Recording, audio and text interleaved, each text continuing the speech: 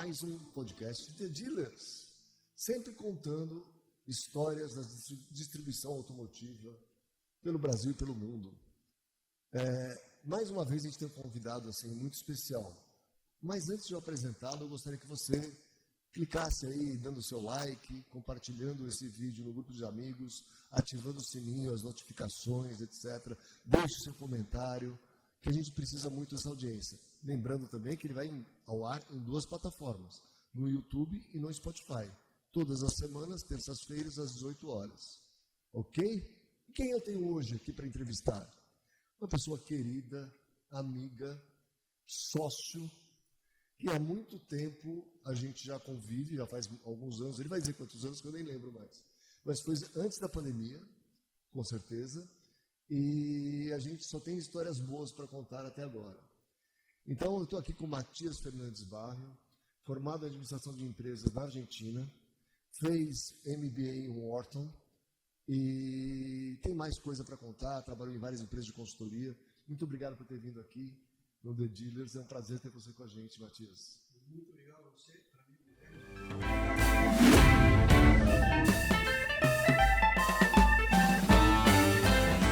Na verdade, como você falou, nos conhecemos já 6 anos atrás. 6 anos atrás. Antes da pandemia. Na verdade, eu conheci uma pessoa da sua empresa que viajou à Argentina para ver como fazer uma expansão da Autoavaliar lá no nosso país. E foi incrível, porque desde aquele primeiro momento eu contei o que eu estava querendo fazer e a primeira coisa que ele me falou foi: você tem que conhecer a Caporal. É a primeira coisa. E foi assim que eu viajei para aqui, peguei um avião sem conhecer a ninguém, sem saber falar português, não falava uma palavra.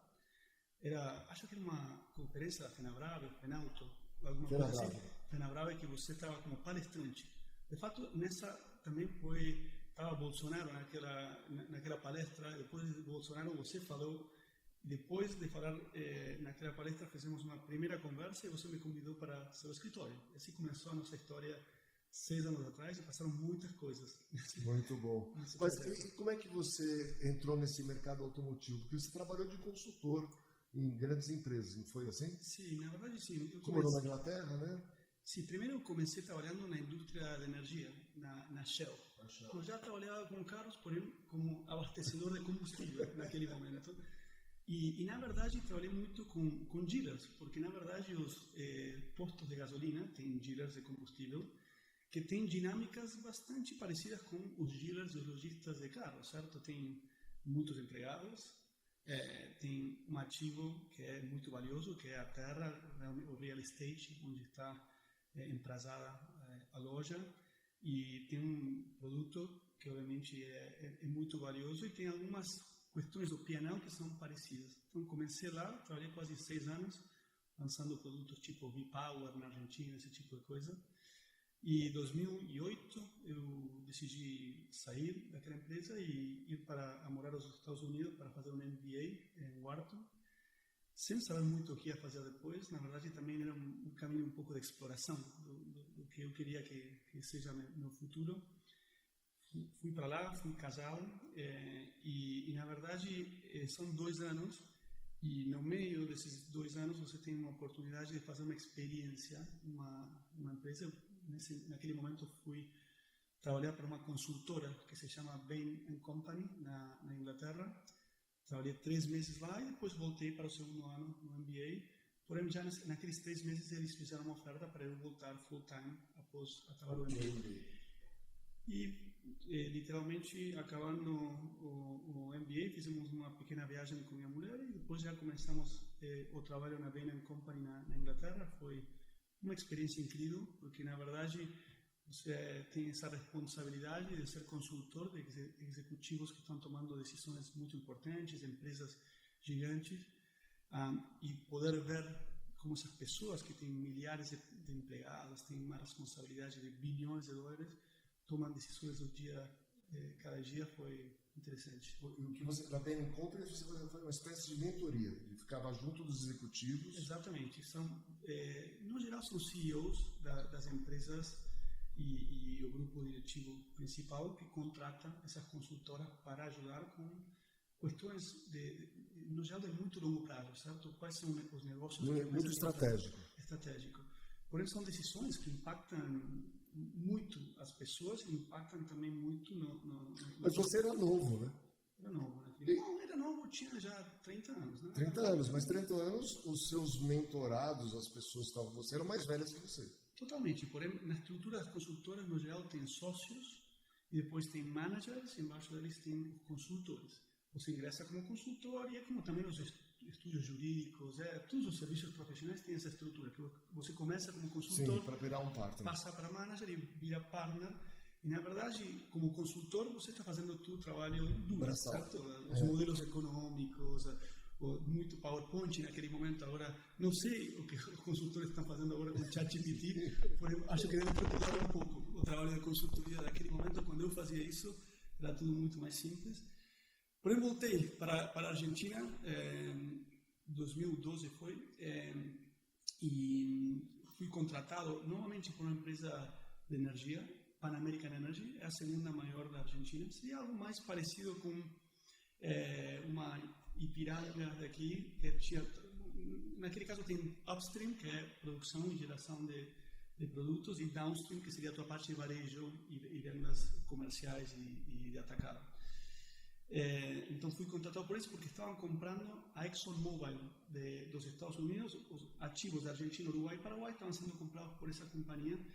Eu trabalhei na transição, na compra, e depois, quando já foi efetivada essa transação,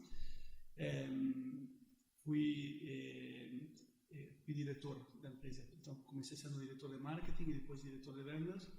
Trabalhei quase 6 anos lá, até que um dia decidi também sair. Empreender. E aí tomei uma decisão, obviamente, desde o ponto de vista profissional, a decisão mais importante na minha carreira, que foi sair e começar a perseguir meus próprios sonhos e não trabalhar para os sonhos dos outros, né? Porém, precisava de um companheiro para fazer isso, um amigo e um sócio, e decidi chamar um amigo que tinha conhecido no MBA. Na verdade, os dois somos argentinos, porém não nos conhecíamos antes disso. Eu liguei para ele, lembro que estava saindo do escritório, tipo 10 da noite, eu liguei e perguntei: o que você está fazendo? Eu pensava que ele estaria na casa, ele ainda estava no escritório. Também trabalhando muito para uma outra empresa, ele trabalhava para a Inbev, a empresa de bebidas. E ele me falou: estou trabalhando, vamos começar a trabalhar para algo que seja nosso, o que você acha? Imediatamente, sem pensar, sem falar de uma ideia, sem falar do que íamos a fazer, ele falou: sim, estou com você, o que você decida, fazemos. E começamos a nos juntar noites e finais de semana para pensar o que queríamos fazer. E basicamente, naquele momento, além de querer empreender, queríamos trabalhar numa indústria que seja de um produto que os dois gostemos, de que os dois tenhamos uma paixão, e principalmente também uma indústria onde vejamos um problema grande, né? Queremos resolver um problema grande em uma indústria onde nós tenhamos uma paixão. E essa interseção foram os carros. Na verdade, falando com ele, foi muito imediato que compartilhamos esse gosto pelos carros, não só os carros que dirigimos, sino também pela Fórmula 1, gostamos de todo tipo de atividade relacionada com carros. E quando começamos a avaliar a indústria também, eu comecei a lembrar todas as minhas experiências comprando carros, e de fato o último carro que eu tinha comprado tinha sido uma experiência terrível. E comecei a falar com outros, com amigos, familiares. Há uma pesquisa nos Estados Unidos que diz que a experiência de comprar um carro, ir numa concessionária comprar um carro, é a mesma ir no dentista. É parecido.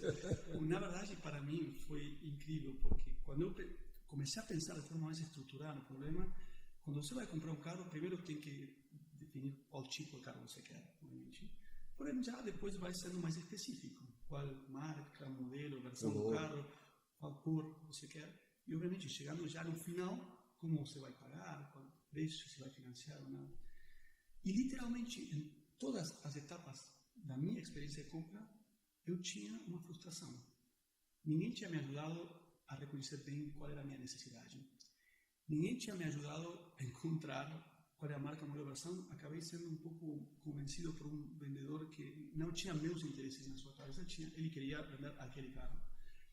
Na verdade, acabamos assinando um documento e na Argentina tinha, naquele momento, alguns problemas de abastecimento, então tinha pouco carro novo. E acabou me ligando, acho que 5 ou 6 semanas depois, eu já tinha pagado o carro. Falou, estamos tendo problemas com o seu carro, você tinha um carro cinza, marca X, modelo tal, porém eu vou ter que mudar.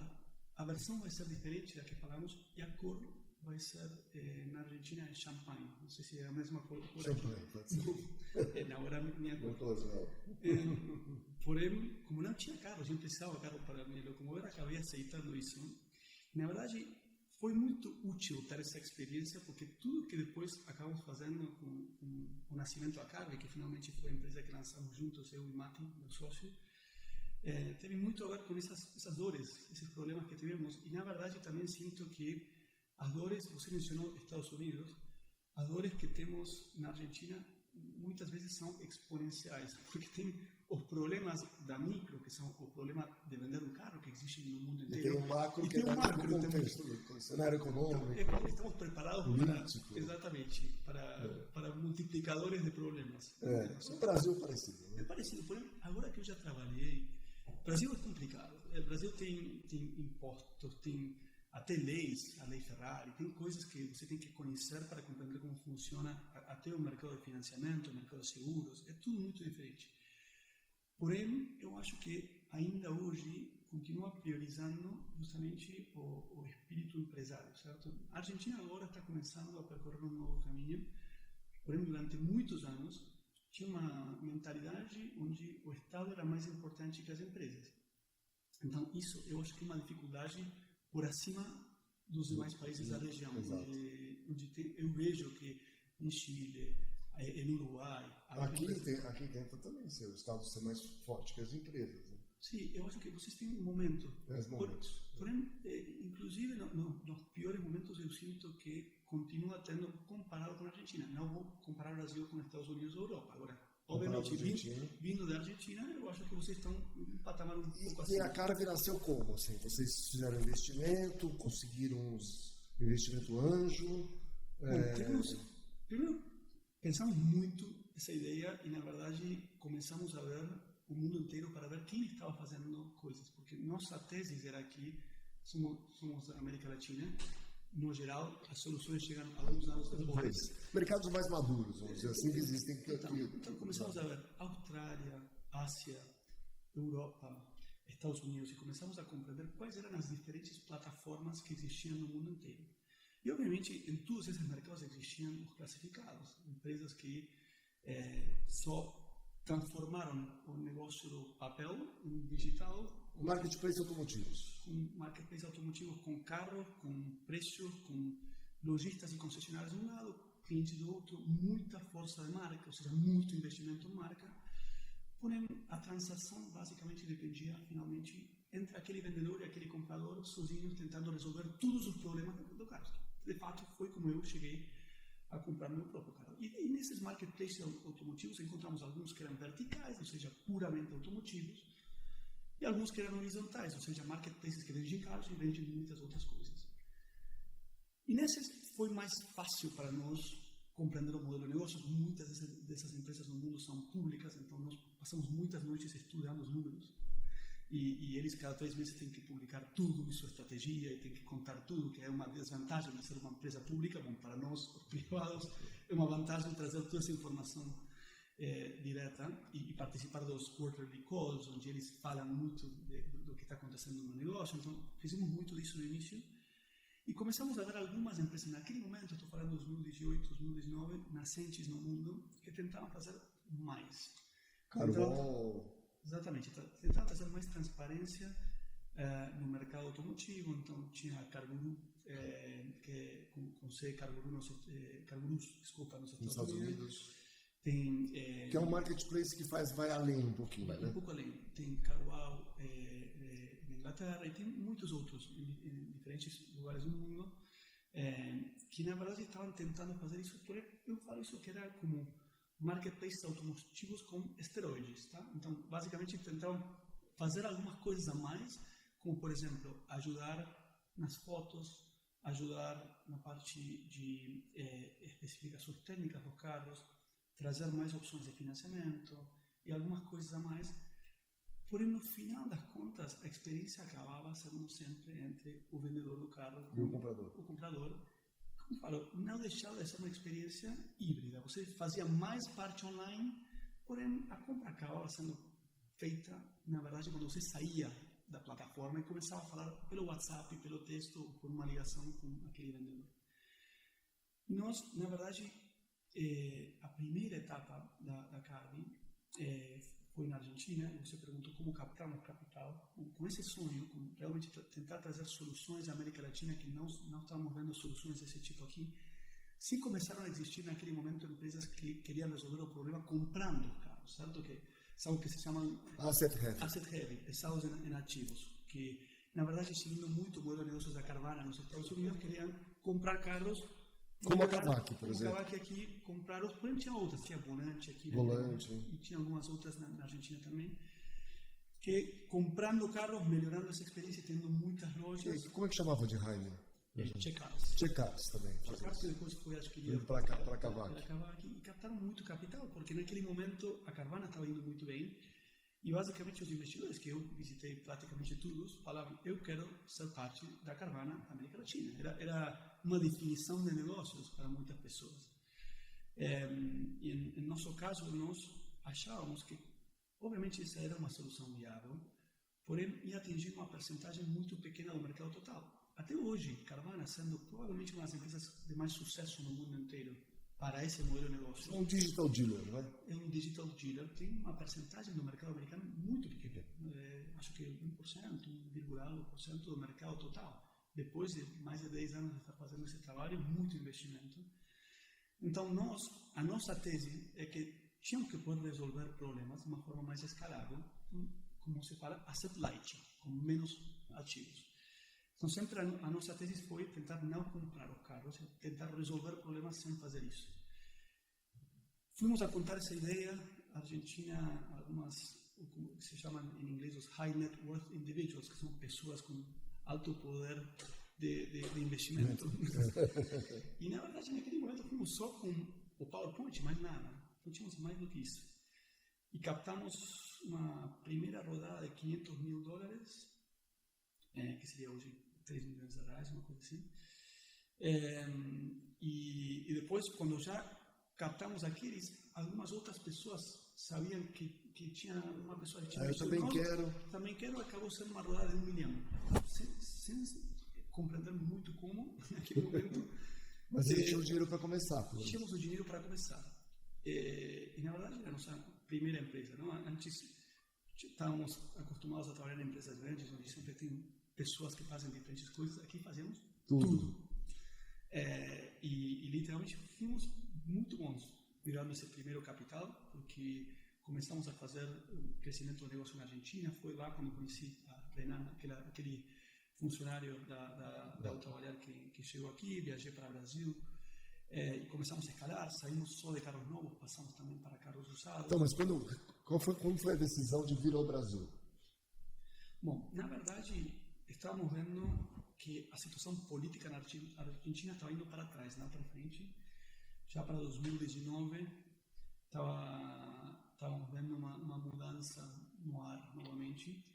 E nós sempre tínhamos a ideia de fazer algo a nível América Latina. Quando você pega os números de vendas totais na América Latina, de carros novos e carros usados, mais ou menos a metade do mercado está no Brasil. E então nós sabíamos que em algum momento íamos a ter que chegar. E não sei se foi o destino, não sei se foi essa reunião, porém, essa reunião que eu tive com Autovallar na Argentina, disparou aquela viagem, que disparou minha visita na Fenabrave. Falei com muitos dealers naquele dia. Eu lembro que passei o dia inteiro só. Eu posso falar com vocês, sou da gente. E tentava falar com aquele que compreenda meu espanhol, porque, na verdade, eu falava zero português. E zero, de fato, minhas aulas foram os fundadores da Autovallar, tudo. Sim. Eu pedia para vocês que não tentem falar em inglês ou espanhol comigo, só falem em português, porque eu queria aprender. E esse dia acabei vindo para o escritório que vocês tinham lá em São Paulo. Em São Paulo. E nada, na verdade, acabei vendo que o sonho que nós tínhamos ia ser mais difícil, porém ia ser muito melhor feito em Brasil que na Argentina. Justamente por essas questões macro que eu falava que na Argentina não existia. Sim. Que agora estamos começando a ver. Algumas coisas que para você são naturais, como por exemplo confiar na sua própria moeda, na Argentina é impossível. E quando você está comprando carros e quer transparência de preços, tentar dar transparência de preços quando a indústria completa está sob uma macro que é impossível guardar um preço por mais de 4 horas, aqui um preço pode mudar, obviamente, de um mês para outro, e vai mudando, obviamente, como todos os mercados do mundo.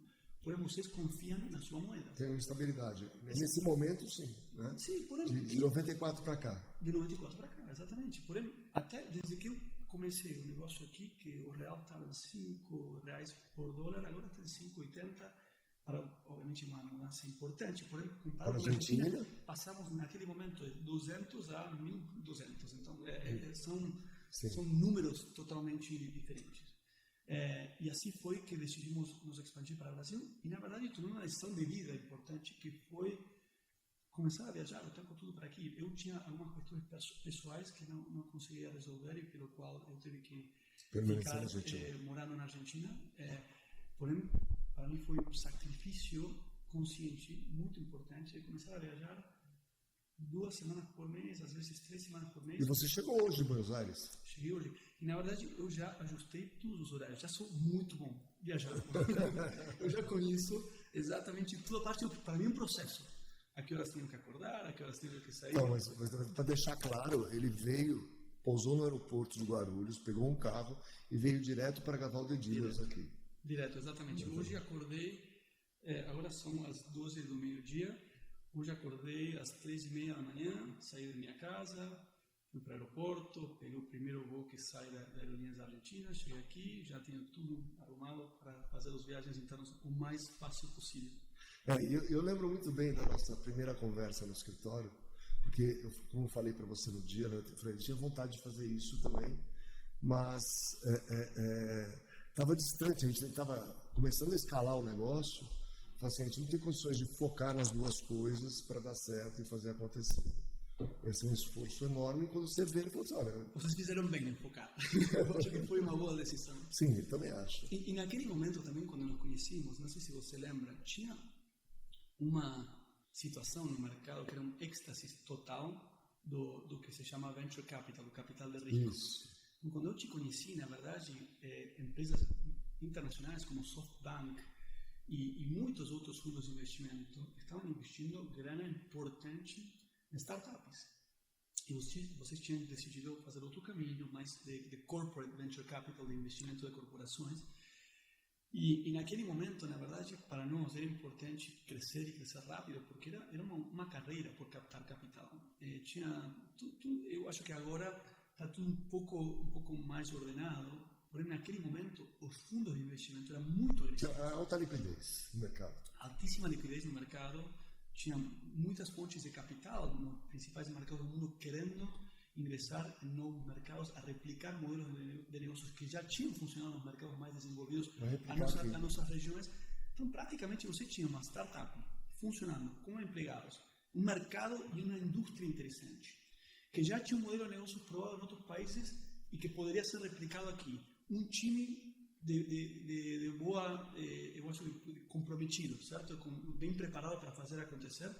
A probabilidade de você captar capital era muito alta. Eu tenho algumas histórias, não sei se você hoje quer falar disso, por exemplo, histórias dos momentos das captadas de capital nos Estados Unidos e na Europa que são, hoje, parecem de ciência ficção. Ou seja, o que aconteceu naqueles dias...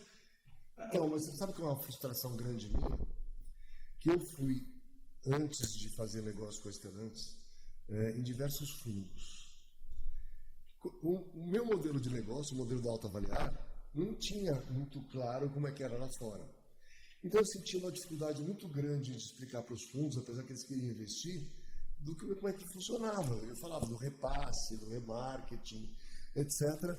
Mas eu não consegui captar nenhum investidor numa época de alta liquidez. É que eu sou ruim nisso.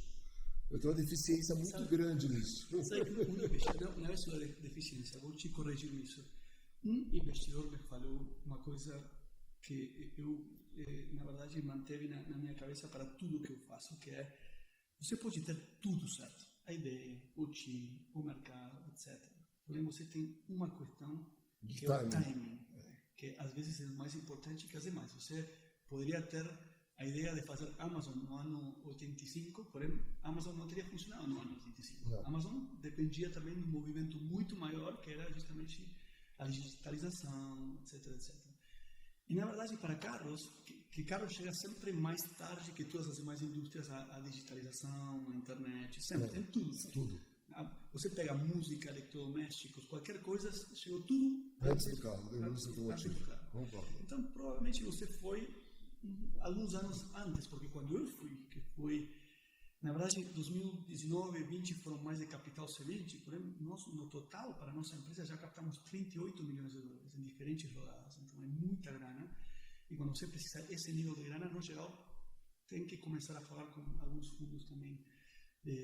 Quantas rodadas vocês fizeram? Nós fizemos a rodada semente, depois uma rodada intermediária, que se chama a rodada ponte, seria um pre-Series A, depois uma Series A, e depois fizemos uma Series B. Então fizemos, no total, quatro rodadas. Quase 40 milhões de dólares. Quase 40 milhões de dólares naquele momento. Só para te dar uma ideia do que era o mercado de investidores, nós fomos em 2021 a Nova York e lembre que já tinha muitas empresas brasileiras captando muito capital. A Kavak, a maior delas, tinha captado mais de $1 bilhão. Mas aí com o México, né? Não o Brasil. Não, já para aquele momento, 2021, já estava aqui no Brasil. Não, sim, mas como uma empresa mexicana. Como uma empresa mexicana, exatamente. E porém os fundos que eles tinham falado eram os mesmos. Tá? SoftBank. Eles tinham falado todos os fundos do West Coast, da Califórnia, e os fundos de Nova York. Na verdade, com todo mundo eles já tinham falado. E estou falando deles como todas as outras empresas. Tá? Todo mundo falava com todo mundo naquele momento. E, na verdade, saímos de uma reunião, estávamos no elevador, descendo, e, na verdade, naquele momento você tenta fazer um roadshow, então tem muitas reuniões por dia e tenta voltar rapidamente para continuar trabalhando. Não pode dedicar 3 semanas a esse processo. Uma semana tem que conhecer a maior quantidade de pessoas possíveis. Então saíamos de uma reunião e a outra era um pitch constante, sempre falando o mesmo. E eu lembro que saímos de Nova York de uma reunião e recebemos uma ligação do fundo que acabava de ter uma reunião conosco. E ele perguntou, eu já estava no táxi recebendo essa ligação, indo para o seguinte, onde você está indo agora? Estou indo para o fundo X. Perfeito. Saindo de lá, você me diz quanto eles oferecem para você. E era assim, e saímos dessa reunião e eu não tinha voltado a ligar para ele me voltou a ligar. E eu falei, não, ainda não assinamos nada, porém eles falaram de um investimento de tanto, uma valuation de tanto. E eles, naquele momento, nos deram um investimento de quase um term sheet, não? Que se chama por $20 milhões, um valuation que 400 milhões, não foi? Era quase $350 milhões de valuation naquele momento, né? 2021, estou falando. Então, era realmente tudo uma loucura total. O nosso negócio estava crescendo, já tínhamos uma participação, uma penetração no mercado brasileiro importante, no mercado argentino também. Mas o que exatamente a Carve fazia naquele momento? Bom, fizemos muitas coisas. Na verdade, eu sempre gosto de dizer que nós tínhamos muita clareza do que estávamos tentando fazer, a nossa missão, porém não estávamos amarrados a nenhuma solução em particular. Estávamos tentando encontrar qual era o nosso rumo, qual era o caminho para resolver esse problema da melhor forma. Então, o negócio que realmente cresceu e que foi o negócio pelo qual nós captamos mais capital foi tentar, o que eu falava que antes as empresas de asset heavy fazem comprando o carro, bom, tentar fazê-lo sem comprar o carro. Então, nós tínhamos uma rede importante própria de inspetores mecânicos na rua, fazíamos inspeção mecânica de todos os carros usados que publicamos no nosso portal. Chegou um momento que nós estamos fazendo 6.000 inspeções mecânicas por mês, fisicamente nas lojas e concessionárias. Então, tínhamos um time gigante, passando concessionária por concessionária, tirando fotos profissionais, tipo estúdio com iluminação especial, fazendo inspeção mecânica de cada carro e dando garantia estendida para todos os carros. Então, de alguma forma, Foi o momento que a Carro tinha que teve mais gente trabalhando, não foi? Tínhamos quase 350 empregados. 350 empregados. Sim. E naquele momento, na verdade, tínhamos muitas pessoas rodando na rua, trazendo essa informação dos carros. Para quê? Para que o cliente que ingresse no nosso portal veja uma diferença imediata. Ou seja, você ingressa em qualquer portal classificado tradicional, onde toda a publicação, a gestão é feita pelo vendedor mesmo. Aqui, a gestão da publicação era feita 100% por nós. Então, podíamos encontrar muitos pontos de dor onde nós trazíamos soluções. Financiamento era uma outra parte, onde nós não estávamos amarrados com um banco particular, podíamos fazer um marketplace de bancos também. E através da associação com vocês, trazer muita informação do que está acontecendo para ajudar o cliente naquele processo de compra e ajudar também com uma troca, porque vocês, no final das contas, são uma empresa que fazem o C2B2B. O cliente final, cliente vendedor, vai para uma concessionária comprar um carro, vende seu carro na troca, compra um carro 0 km, esse carro na troca acaba indo para um lojista ou outra concessionária que quer comprá-lo. Bom, na verdade, no nosso caso, tínhamos uma forma de aproveitar, de alavancar isso, porque tínhamos um cliente que está querendo comprar um carro e provavelmente também querendo vender seu carro. Então, na verdade, começamos provando muitas dessas coisas, começamos a escalar em termos de quantidade de concessionárias, em termos de receita, em termos de investimento em marketing. Nós lançamos um canal de YouTube que chegou a ter mais de 500 mil seguidores e nós tínhamos... O canal continua? O canal continua assim. Agora produzimos muito menos e estamos alavancando muito mais inteligência artificial para a produção de conteúdos. Por uma coisa interessante, que naquele momento tínhamos 3 sub-times indo às montadoras, pegando os carros e fazendo como car reviews próprios de cada carro. Tínhamos 3 times na rua todos os dias, filmando conteúdo com carros novos ou com carros usados, até conteúdos que eram virais, não? Por exemplo, quais são os melhores carros embaixo de 20 mil reais? Quais são os melhores carros para comprar embaixo de 30 mil? Então, fazíamos muito desse tipo de coisa para, obviamente, acompanhar aquele produto que era a carne.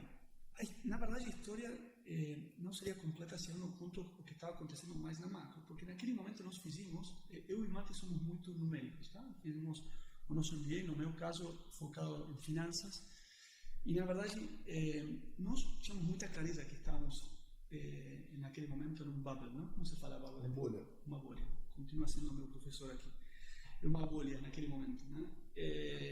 E nós tínhamos claro que tínhamos que resolver muitas coisas porque aquele momento ia acabar, como todos os ciclos, tínhamos essa clareza. E na verdade nós queríamos ter o principal marketplace da América Latina e nós tínhamos uma estimação de quanta grana íamos a precisar para fazer isso. E na verdade, quando você veia a grana que ia ser necessária para fazer isso, comparativo com o potencial valor da empresa, era pouco em relação ao valuation potencial, então tinha muito sentido. Porém, já para 2022, quando estávamos recebendo a última parte da última rodada que fizemos a Series B, eu lembro perfeitamente onde eu estava, o que estava acontecendo quando recebemos a última grana, porque eu tinha aberto a tela do meu computador com a guerra da Rússia com a Ucrânia começando, e era uma crise econômica global, com taxas de juros, etc., mudando no mundo inteiro. E os VCs, os fundos de investimento, começando a ligar falando, cara, o ar está começando a mudar. Eu estava recebendo essa última grana, porém já sentíamos naquele momento que o nosso plano de negócios, que implicava, que precisava de um capital... Mais 40 milhões. Precisava mais, exatamente, era mais ou menos esse número, precisava mais 40 milhões. Os investidores próprios, os que já tínhamos, e ainda mais, os investidores que falam golondrina, não? Que chegaram aqui a América Latina fazendo alguns investimentos, porém quando começou a fazer frio, saíram rapidamente. Então, eles gostavam da etapa da bolha, porém quando saiu isso, na verdade, só ficaram aqueles que realmente estavam comprometidos com o longo prazo, porém começou a ficar muito claro que ia ser muito difícil para nós captar esse nível de capital, pelo menos nos seguintes 18, 24 meses. E foi lá que tivemos que fazer uma mudança gigante. Foi provavelmente o pior momento profissional da minha vida, porque nós fizemos as coisas de uma forma muito ciente, muito bem preparada, com números bem feitos, e na verdade tínhamos um compromisso muito importante de fazê-lo acontecer em um prazo, e para isso precisávamos de um investimento desse nível. E na verdade, quando você vê o que nós comprometimos fazer versus o que nós tínhamos planejado e nós estamos profundos, na verdade estamos cumprindo passo a passo. De fato, esse foi o motivo pelo qual conseguimos captar tanto capital, porque quando eu ia para os investidores e falava, eu vou fazer X, fazíamos X, eu vou fazê-lo nesse tempo, fazíamos em menos tempo do que tínhamos planejado com eles. Isso dava muita credibilidade, muita confiabilidade. Porém, aconteceu algo macro que requeriu uma mudança radical no nosso modelo de negócios. Temos que pegar uma parada importante em todas as fontes de despesa da nossa empresa. Obviamente, a principal era empregados. Naquele momento, uma das nossas principais fontes de saída de recursos era o nosso time. Porém, também tínhamos um investimento importante de marketing. Estamos fazendo muito grande naquele momento, os times que estavam na rua, conteúdos, etc. E muito também em tecnologia. Porém, foi incrível. De 2022 a 2024, com um time muito mais enxuto, começamos a trabalhar em soluções, na verdade, muito mais específicas relacionadas à troca. Estudar melhor o problema da troca e como podemos resolver esse problema. O problema de financiamento, estudar melhor. Compreender bem o histórico veicular, o que o cliente quer saber quando compra um histórico veicular. Todas as diferentes partes começaram a desenvolver tecnologias dentro da Carve mesma empresa, porém pensando soluções específicas para as fases da compra. E foi uma das coisas também que só ter sobrevivido esses anos, porque já a empresa nasceu 7 anos atrás, e você sabe que a grande maioria das startups morrem antes dos 7 anos. Então, só o fato de continuar vivos foi para nós uma possibilidade, uma oportunidade de aproveitar, de alavancar toda essa tecnologia que tínhamos criado durante esses anos, agora com um novo jogador, que jogou e mudou tudo, que foi a inteligência artificial. Porque, na verdade, quando eu falava de timing, se eu teria falado, não, eu quero fazer algo assim com chat inteligente, gente, em 2018, 2019... É impossível. Seria impossível. Na verdade, eu comecei, a nossa empresa nasceu em 2019. Se eu teria pensado, eu quero fazer uma coisa que alavanque 100% de inteligência artificial, as ferramentas disponíveis no mercado não existiam, nada parecido ao que tem hoje. E, de fato, em 2022, 2023, começaram a aparecer, porém ainda não eram confiáveis a um ponto onde você pode colocar essa inteligência artificial diante de um consumidor. Tinha que fazer algo que se chama mais rules-based, que é baseado em regras. Você coloca regras e o bot vai respondendo baseado nas regras que você colocou. Porém, agora você pode fazer muito mais do que isso. Você pode colocar objetivos, você pode fazer que o sistema aprenda sozinho baseado nas interações que já está tendo. E nos encontramos numa situação incrível, onde tínhamos criado toda essa tecnologia durante esses anos, o sonho continuava sendo o mesmo, agora com a chegada da inteligência artificial, encontrando que tudo que tínhamos criado em cada um desses verticais, na verdade, podia fazer parte de um agente virtual que resolve o problema do cliente de uma forma muito mais transacional. E começamos a fazer testes durante todo o ano passado. Em 2024, eu devo ter conhecido quase 10 empresas, tanto internacionais como locais, de inteligência artificial. E algumas até falamos juntos com elas, claro. Para resolver o problema esse, tanto de compra como venda e aluguel de carros. E decidimos fazer testes, e só para o final do ano passado, já esses sistemas começaram a poder dar a solução que nós queríamos, alavancando e aproveitando todas essas conexões, esses APIs que tínhamos feito no passado. Porém, tivemos também uma decisão difícil para tomar, porque já eu estava enamorado da minha empresa, continuo enamorado da minha empresa, e da nossa marca. Criamos uma marca do zero, que Carve era a junção de carro virtual. Na verdade, tinha muito a ver com tudo que sempre fizemos. Porém, na verdade, a nova solução ia ser completamente diferente, porque a nova solução ia estar muito mais focada em ser como se fosse um concierge digital. Um solucionador do problema para o cliente final. E precisava de uma outra pensamento de marca, uma outra forma de nos posicionar. E, na verdade, eu lembro que sempre gostei da palavra canguru aqui, porque é uma forma muito diferente de dizer o nome desse animal, que na Argentina eu sempre gostei dessa junção, não, de guru dos carros, porém também jogando com o animal do canguru Como é que se fala, Argentina? Canguro. Canguro.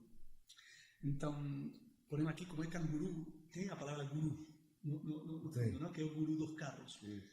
Então, decidimos lançar, no final do ano passado, início de 2025, esse novo serviço digital, que é um concierge, para... Mas aí, nesse momento, vocês abriram uma loja modelo, né? Uma loja de verdade para estudo das soluções.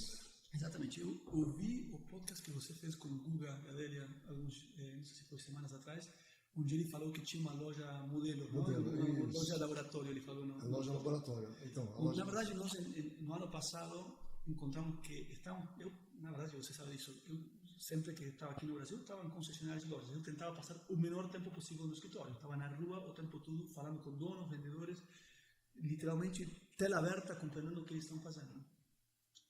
E isso não era suficiente, porque eu precisava testar as ferramentas, tanto os CRMs, os DMS, novas soluções, de forma muito mais direta. Eu não podia estar ligando o tempo todo esse dealer. E agora o que aconteceu com isso? Era muito difícil aprender dependendo de outros. Então decidimos comprar 20 carros, colocar uma loja dentro do shopping e, na verdade, lançamos a loja 4 meses atrás. Os primeiros 2 meses até sem financiar, porque tínhamos que criar tudo, obviamente, os cadastros nos bancos, etc., para poder financiar carros como loja mesmo. Então, só os últimos 2 meses vendendo com todas as ferramentas. E, na verdade, agora já estamos girando o estoque em menos de 30 dias. E eu acho que vamos chegar a girar o estoque 2 vezes por mês. O nosso objetivo é girar o estoque a cada 15 dias. Nós começamos o primeiro mês em 45, já agora estamos em 28. Eu acho que vamos chegar a 15 dias de giro de estoque.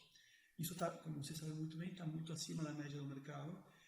E, na verdade, estamos fazendo isso só testando algumas ferramentas e testando ferramentas que eu quero trazer tanto para o cliente final, que quer comprar ou vender um carro através da Canguru, e também quero disponibilizar algumas dessas ferramentas para outros lojistas ou concessionários que, vendo que funcionam, desejam utilizar essas ferramentas para eles mesmos. E qual é a ferramenta? Como é que funciona? Bom, temos vários produtos e, na verdade, temos alguns que já estão lançados e outros que estamos desenvolvendo. O primeiro que lançamos foi o C2B, tá? Que basicamente é um serviço onde um cliente, vendedor de um carro, vai à nossa plataforma, coloca algumas informações. Na verdade, pode ingressar no portal ou pode começar diretamente pelo WhatsApp. Está no Instagram, vem a nossa publicidade, ingressa e vai, clique no WhatsApp, sem passar pelo portal. Eu estou no Instagram, passo para o WhatsApp para falar com a gente. E se a gente vai interagir até conseguir algumas informações, tem um objetivo específico que é trazer essas informações. E baseados nessas informações, o que nós queremos é confirmar um agendamento na casa ou no escritório dele ou até na nossa própria loja, onde o cliente decida fazer esse agendamento para inspecionar seu carro. Eu posso ter informação da faixa de preço, posso ter informações, porém até não ver a condição específica daquele carro, é difícil poder realmente precificá-lo. Então, enviamos um inspetor mecânico utilizando a nossa própria tecnologia, o nosso próprio aplicativo de inspeção, que já tinham feito há muito tempo. Já tínhamos feito há um tempo atrás, o nosso próprio histórico veicular, que já tínhamos feito um tempo atrás, e baseado em toda essa informação e aquela inspeção mecânica, temos uma grande ferramenta, que é a plataforma Autoavaliar. Eu consigo agora publicar carros já inspecionados, com fotos tiradas por nossos profissionais, com um histórico veicular também, que é próprio, publicados numa plataforma que tem, quantos? 12 mil compradores a cada 6 meses. A cada 6 meses. São 4 mil, 5 mil ativos todos os meses. 6 mil todos os meses. 6 mil todos os meses. Então, temos essa quantidade de potenciais compradores que agora têm acesso a carros de forma direta do cliente. Não só tem acesso na sua plataforma C2B2B, sino que agora também tem uma plataforma C2B dentro da Autoavaliar. Interessante. E vocês fazem a publicação, vocês sobem os carros lá, tudo? Nós fazemos tudo. Fazemos a publicação, fazemos a administração. Na verdade, são os primeiros meses, temos que fazer muitos ajustes. Como você sabe muito bem, a questão de venda de carros depende muito também da expectativa de preço do cliente. E a definição dessa expectativa bem lá no início e calibrar essa expectativa do cliente com a realidade desse carro, acaba sendo provavelmente o maior fator determinante da taxa de conversão no final. Então, no início, nós tínhamos uma variabilidade muito grande desde o ponto de vista de clientes que chegavam e expectativas desses clientes. Eu quero tabela FIP. E a cada vez mais estamos baixando essa faixa onde nós estamos sendo cada vez melhores e justamente aproveitando os dados de inteligência artificial, a cada vez mais conseguimos saber qual vai ser o preço que vai ser oferecido na plataforma de vocês. E vocês chegam a comprar carro para a loja de vocês, loja laboratório? Hoje nós compramos Você compra na autoavaliar. Hoje, uma das nossas... Compra autoavaliar, mas você compra nessa ferramenta C2B também ou não chegam a comprar ele? Nós sim, já compramos carros. Totalmente. Nós as primeiras compras de todas nesse fluxo foram compras C2B diretamente para a nossa loja. Claro. Obviamente, antes de testá-lo fora, testamos dentro, e na verdade foi a forma que começamos a aprender.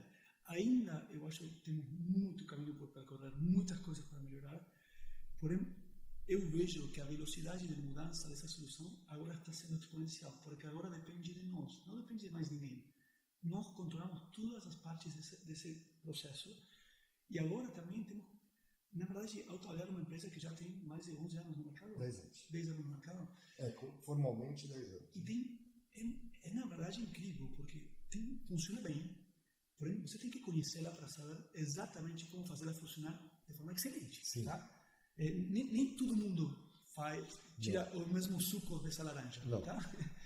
Mas é que nem pilotar uma Ferrari. Exatamente. Nem todo mundo vai pilotar igual, né? Exatamente. Então, à medida, e eu acho que nós acabamos de começar, porém, daqui a um ano, eu não tenho dúvidas de que vamos ser os que mais aproveitam a ferramenta, porque vamos a conhecer muito bem como fazer que as transações aconteçam de forma mais simples, não só para o vendedor, senão também para o comprador. Claro. Eu quero que o comprador seja feliz e quando veja a marca Carguru, ele sabe exatamente o que esperar, sabe exatamente qual vai ser o processo de conversão. A marca Carguru hoje, um C2B, é parecido com uma diferença básica que a gente vai dizer qual é, que a gente já sabe, com o modelo Instacarro, por exemplo.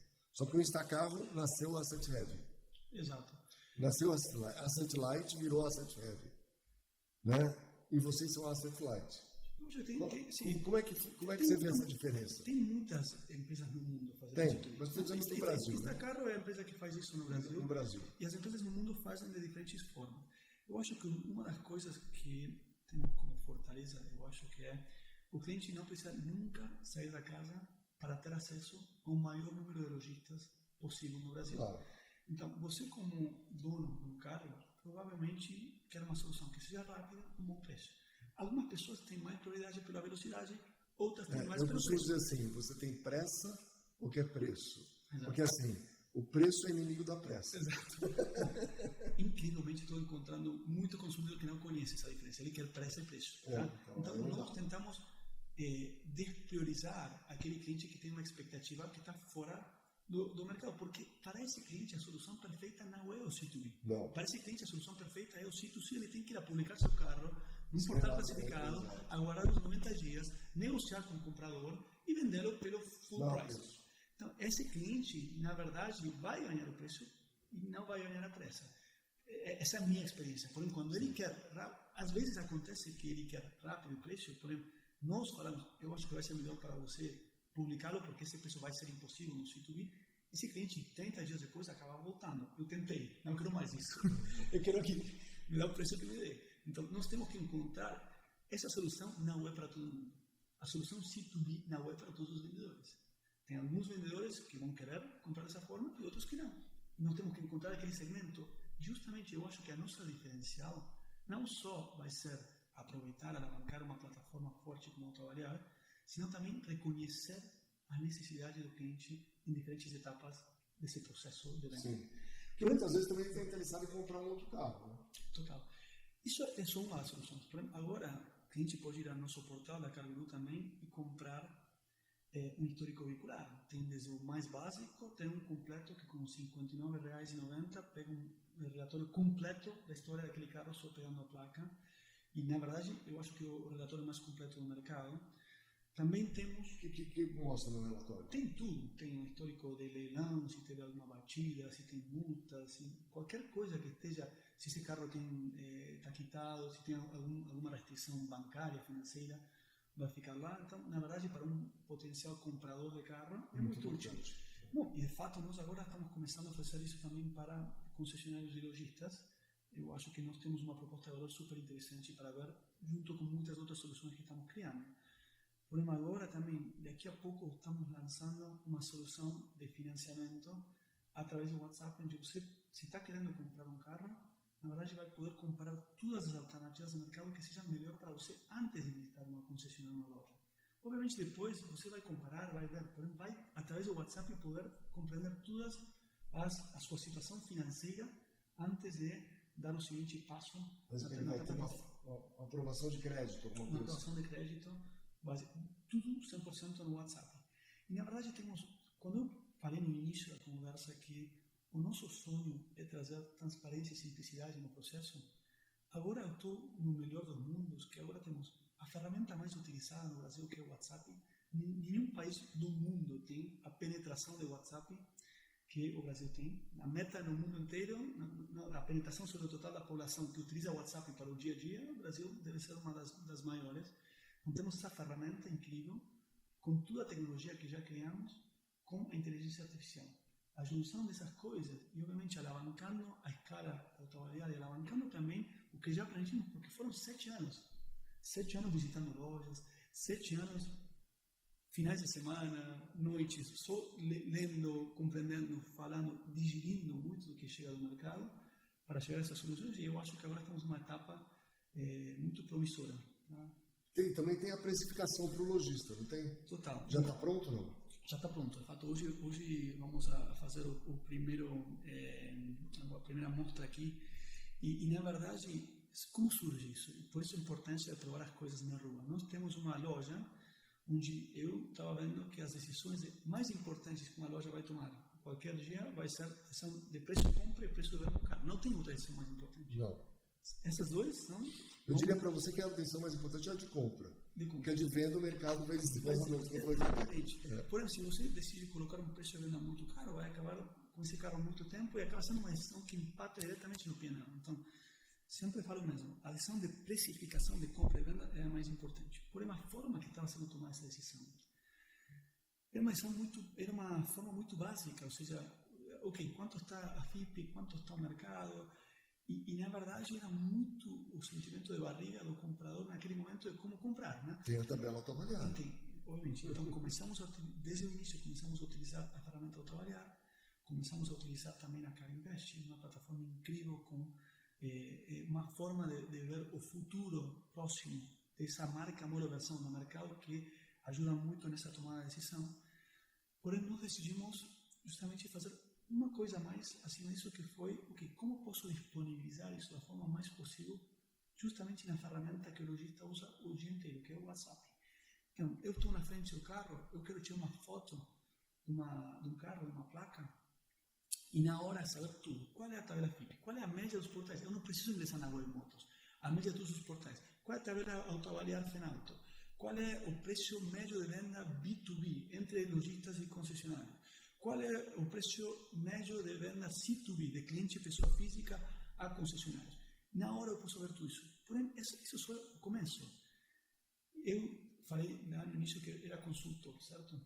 Eu adoraria, tomando essas decisões, ter um consultor de uma dessas empresas aqui do lado, me ajudando a tomar essas decisões o tempo todo. Bom, tentamos criar como se fosse um consultor de preços dentro desse WhatsApp. Então você pode começar a falar, se eu quero ter uma margem X, a quanto deveria vender esse carro que acabei de comprar? Ou o contrário, se eu quero vender esse preço, a qual preço eu tenho que comprar para manter essa margem bruta e essa margem líquida? Se eu quero girar o estoque, essa velocidade. Então começa... Mas aí eu tenho que saber fazer as perguntas certas. Se você não tem antes e possa cadastrar quantos empregados eu tenho, quanto eu pago de aluguel... Exatamente. Antes de começar, o lojista ou concessionário que utiliza essa plataforma de WhatsApp vai preencher uma única vez uma série de informações da sua loja que vão alimentar justamente os cálculos de margem bruta e líquida. Então, não é o mesmo que uma loja X paga de comissão para o vendedor, será 500, 600... Ou uma loja que vende 200 carros por mês, uma loja que vende 20. 20, exatamente. Não paga no mesmo. Pode ser que quando tem muito volume, o valor por carro que seja pago seja muito menor. Então, isso impacta diretamente no cálculo que o sistema vai fazer de sua margem líquida. Porém, também, quanto você paga de limpar os carros. Tem entrega próprio ou envia para limpar fora. Quanto paga de taxas. Recondicionamento, tem tudo. Então, essas são coisas básicas. Você aprende uma vez só. Uma vez só. Porém, para esse carro específico, até pode começar a colocar, esse carro eu vou precisar investir R$4.000 de reparos. E vou ter que investir R$500 para transportá-lo, porque está em Bahia, preciso... Aí eu coloco lá a informação e a inteligência artificial já devolve. Então, é como um assistente, literalmente no WhatsApp, que vai te ajudar para cada carro específico. Então, se você está na rua, com um cliente na frente, só tirar foto do carro, começar a interagir, até pode ter uma conversa muito mais educada do preço que você pode pagar do carro com essa conversa. Você vai ter mais argumentos também para falar com o teu cliente. Né? Exatamente. Tem você vai ter as informações para trabalhar. E na verdade, como sabemos, o carro não é uma foto, um filme, não? Você tem que continuar a história desse carro. Então, começa naquela primeira interação de compra, porém, se 30 dias depois eu teve poucos deles, eu posso até começar a interagir com o sistema. Estou tendo poucas visualizações, como mudou o preço do mercado desse carro nesses últimos 30 dias. Então, posso começar a interagir com o sistema de uma forma muito mais dinâmica. Para esse mesmo carro, o sistema vai lembrar que você comprou um HB20 e tal. Agora eu quero fazer uma mudança. E lembrando disso, volto a falar com você baseado no que você já colocou. Porque você vai alimentando ele com as suas informações e ele vai ficando mais inteligente. E como eu falo isso, na verdade, é só o começo do que nós podemos fazer, porque essa é a boa coisa de ter um laboratório, uma loja própria. Na verdade, nós vamos também oferecer soluções através do WhatsApp. Sempre a nossa base, a nossa tese é trazer tudo para que possa ser feito dentro do WhatsApp. As concessionárias já têm mesas de compra, têm uma estrutura muito maior. Porém, as lojas não tem nada. Não tem nada. Tem os vendedores e uma pessoa que está com tanta coisa na cabeça que não chega a fazer uma análise bem feito de tudo que tem. Na verdade, são coisas de alto impacto. Então, eu quero continuar desenvolvendo soluções no financiamento, na troca, na precificação, que ajudem também aquele lojista, decisor, e também muitas vezes a concessionárias. Eu vejo, por exemplo, outro dia estava falando com uma concessionária, mostrei o sistema que estamos desenvolvendo, e ele falou, para mim seria ideal, porque eu utilizo o Carinvest, estou lá, porém, às vezes estou na rua, estou lá, e eu preciso complementar o Carinvest. Na verdade, as informações são as mesmas, só a forma de gerir, a forma de consultar, a forma de transformar essa informação em perguntas e respostas que ajudam na tomada de decisão é diferente. E é isso justamente o que estamos trazendo. Muito bom, sensacional. Muito obrigado, muito bacana. Então, para acessar hoje as ferramentas, é carguru.com. Sim, hoje temos a carguru.com.br como nosso portal, porém, hoje eu diria que o que temos no ar, funcionando, rolando para clientes, é o C2B. Então, hoje, qualquer lojista concessionário pode entrar a comprar carros através da trabalhar, daqueles que estamos inspecionando todos os dias. E depois, o lançamento de um histórico veicular também pode ser comprado na carguru.com.br. Por exemplo, a parte de dealer pricing e as outras soluções que estamos desenvolvendo vai ser através de uma relação direta com nós. Então, temos um time comercial que também pode ser acessado para isso. Eu acho muito importante saber que tudo isso são, de alguma forma, módulos que estamos lançando embaixo de uma visão macro que é justamente transformar a forma de comprar e vender carros. Muito bom, muito bacana. Matias, muito obrigado. Obrigado aqui. Vou te dar um vinho que não é chileno. Não é chileno, querido. Não, mas também não é argentino. Você sabe que a família da minha mulher é chilena, então sou argentino, porém uma parte da minha família. Mas é italiano.